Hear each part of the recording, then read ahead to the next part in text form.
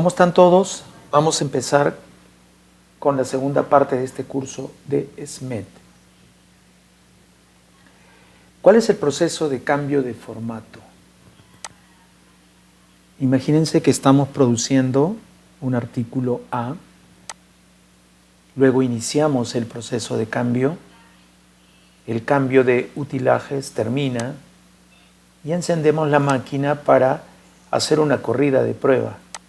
Evidentemente en esa corrida hay que hacer inspecciones, separar algo de scrap, ajustar, nuevamente hacer una corrida, volver a hacer una inspección, separamos otra parte de scrap y lo podemos hacer varias veces dependiendo de la destreza de los operadores hasta terminar con todo este ciclo y empezar regularmente produciendo el artículo B.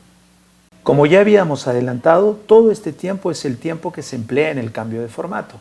No solamente, ojo, vayan a considerar el tiempo de cambio de utilaje. El cambio de formato es todo, incluido este periodo de prueba. Bien, ¿cuáles son las etapas entonces que vamos a aplicar en el SMED? La primera etapa es observar para comprender bien el proceso. Inicialmente, cuando uno no tiene destreza en esta técnica, no diferencia entre tiempos internos y tiempos externos. Aquí vamos a tener que observar y comenzar a diferenciar estos tiempos, los internos y los externos. ¿Qué cosa es un tiempo externo? Es un tiempo donde sí o sí la máquina tiene que estar parada para poder realizar ese trabajo. ¿Qué es un tiempo externo? Es un tiempo donde no necesitamos que la máquina esté parada.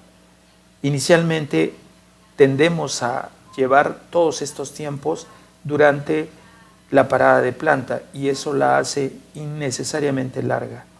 Por ejemplo, si yo necesito herramientas para hacer un determinado cambio, no me voy a poner a buscar estas herramientas durante la parada. Es decir, las herramientas tienen que estar ya en el lugar de trabajo. Entonces, este es claramente un tiempo externo que mal manejado al final termina convirtiéndose en interno y alargar innecesariamente la parada. En la segunda etapa, una vez que hemos identificado las actividades internas y externas, las tenemos que separar. Obviamente, al separarlas, ya hemos reducido un poco el tiempo de cambio, porque ahora solamente este tiempo va a ser la suma de todas las actividades internas que han quedado. Las externas se han trabajado antes de la parada de máquina.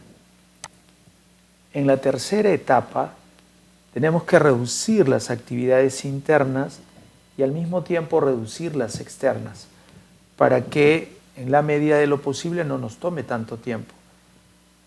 Por ejemplo, en el caso de las externas, aunque sean externas, de todas maneras van a ocupar horas del personal sin necesidad de parar la máquina, obviamente, pero igual es un tiempo empleado.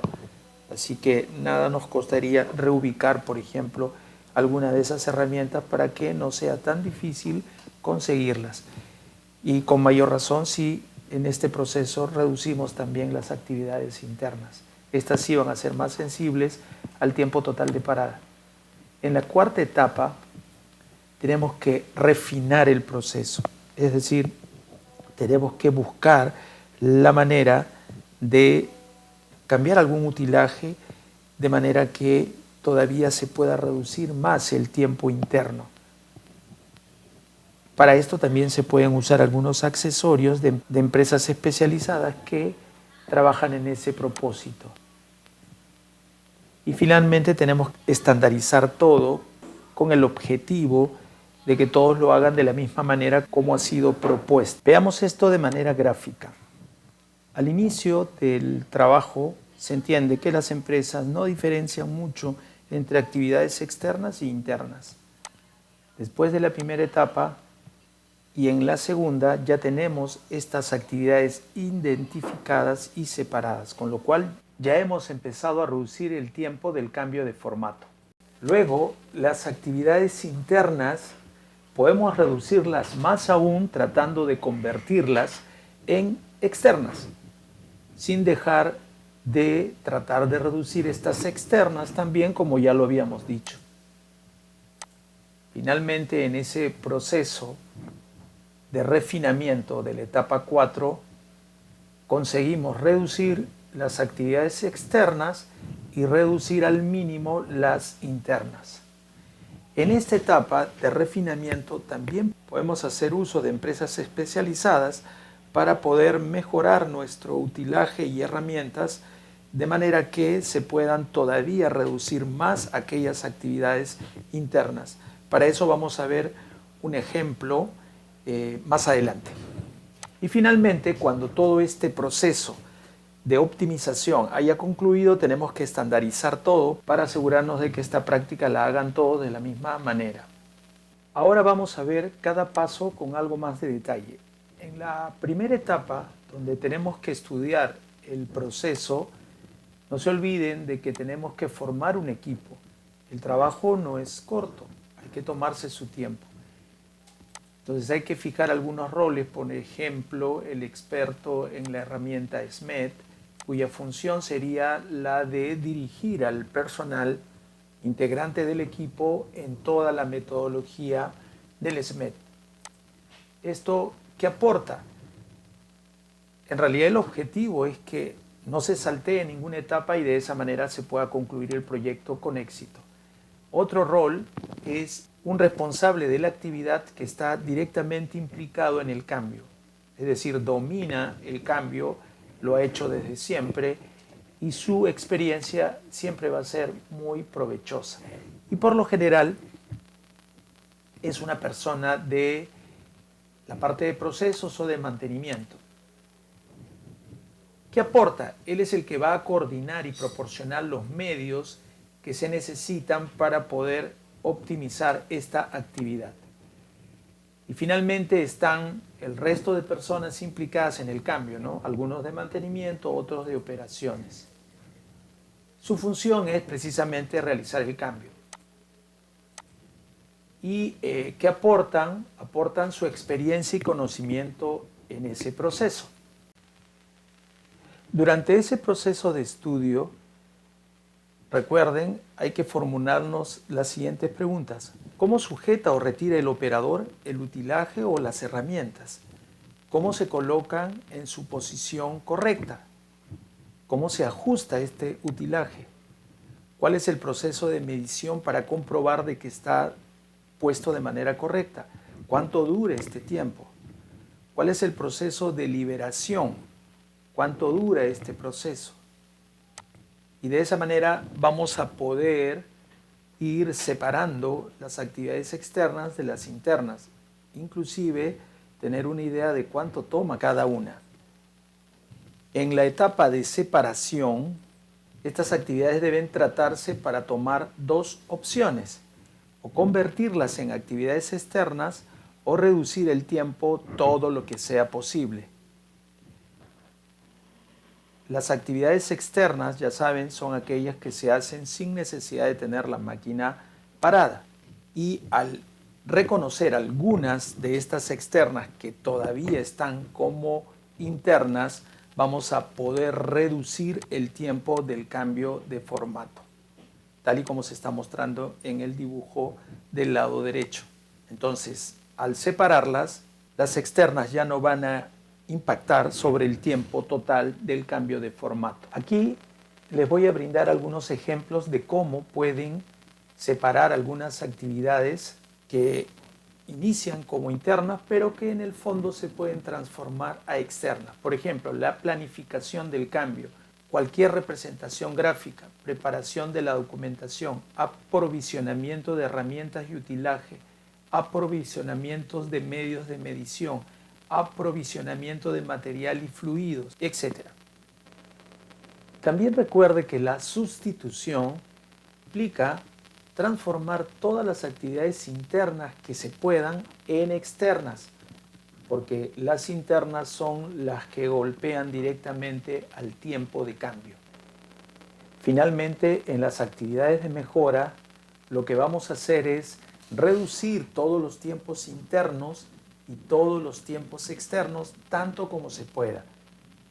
Recuerden que podemos hacer uso de cualquier recurso, como por ejemplo utilizar herramientas y utilajes especializados que son diseñados especialmente para este propósito por empresas que están trabajando en este tema.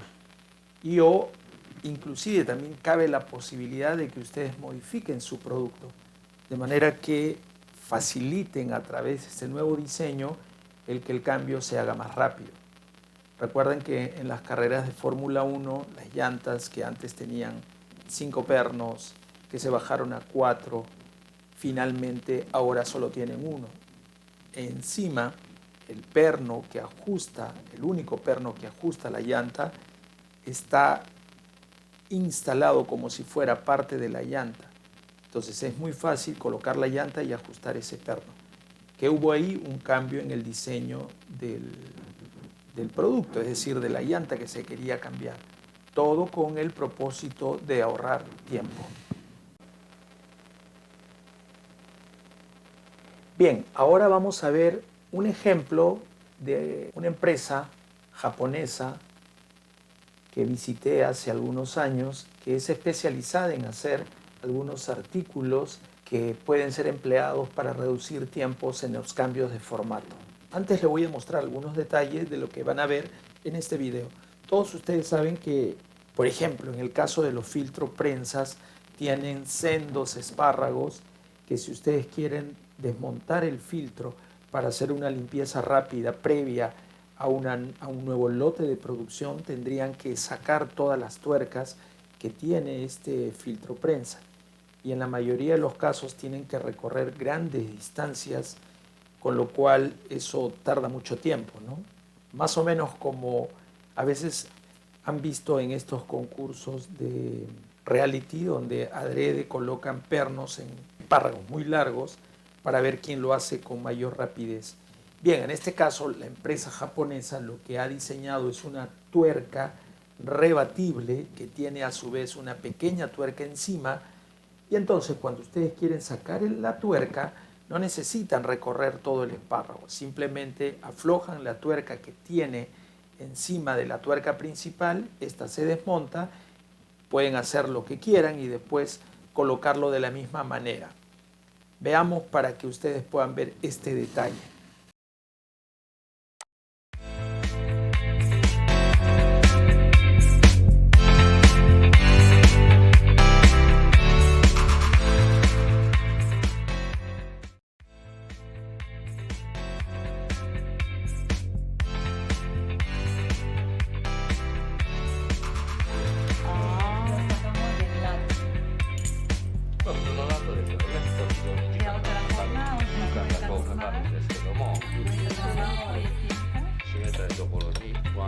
¿Ese es un diseño de ellos?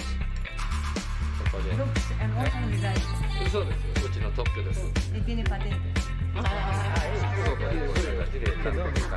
Muy bueno. こういうのはね、こう長いボルトついてね、機械のメンテナンス用と使われています。Y cuando es una máquina que tiene mantenimiento.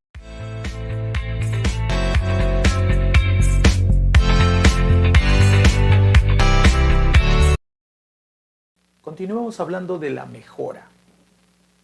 Una vez que hemos estudiado en profundidad las condiciones actuales, es importante que continuemos con el espíritu de la mejora continua para seguir de esta manera mejorando el proceso constantemente. De esta forma hay que ir reduciendo gradualmente los tiempos que hayan quedado en la fase 3 y por eso les voy a mostrar algunas líneas maestras para mejorar estos tiempos. Simplificar y estandarizar funciones. ¿Qué podemos hacer? Reemplazar el menor número de piezas posibles. Es decir, cuanto más piezas tengan ustedes para cambiar, más tiempo se va a tomar. Si pueden cambiar el diseño de su sistema y de esa forma reducir el número de piezas, eso también va a ayudar a reducir tiempos. No retiren todos los pernos de manera completa. Es decir, pueden usar accesorios como el que acaban de ver en el video o de repente usar dispositivos como cola de Milano, mordazas, de manera que el proceso de quitar pernos sea mucho más rápido. Minimizar y eliminar ajustes y mediciones. En la medida que ustedes estandaricen sus moldes o plantillas, van a requerir menos tiempo en el momento del cambio.